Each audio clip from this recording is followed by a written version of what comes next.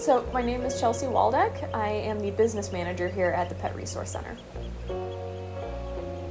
I have two pets at home. I have two flat-coated retrievers. They're actually how my husband and I met, was through dogs.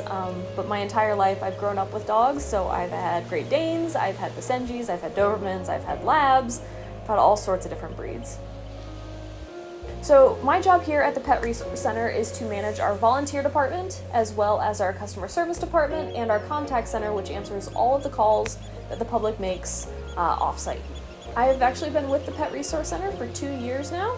I absolutely love my job here. I love getting to work with all of the different animals that come in, so the different cats and dogs. They each have individual personalities, which I absolutely love. And then the public coming in and helping them find their next forever pet.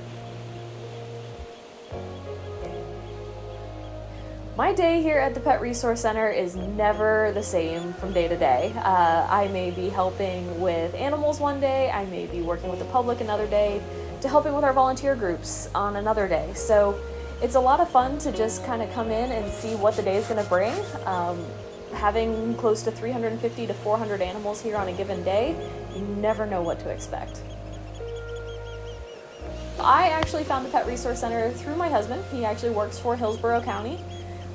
And when I was looking for a job in this area, I knew that the county had an animal shelter, and they were actually looking for a volunteer supervisor at the time, which is what my background was. So I was very excited to come on board and revamp the volunteer program after the COVID pandemic. And we are now sitting at close to 175 active volunteers. My favorite memory at the Pet Resource Center has to be recently we had a day where we just got really great stories in. One woman had come in and she actually had found her dog that had been missing for 7 years. She believes that the dog was taken out of her yard, but she could never prove it, and she could never find the dog after that.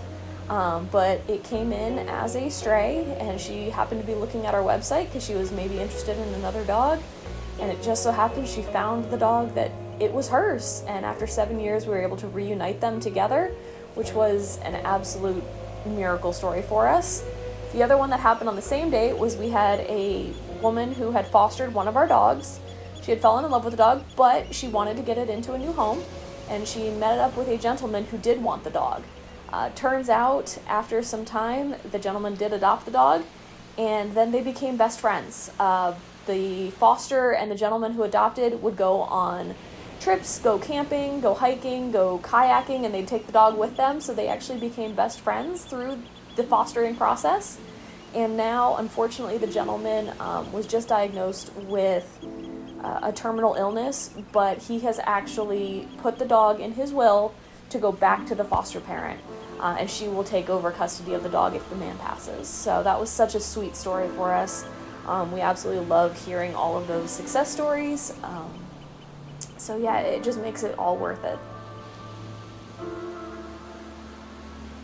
So here at the Pet Resource Center, we have a lot of different fostering options. We offer fosterings for cats or fostering for dogs, and it could be any age. We could have foster parents that are helping us with kittens that are under 8 weeks of age that need to be either bottle fed or just raised up until they're old enough to be spayed and neutered and then adopted.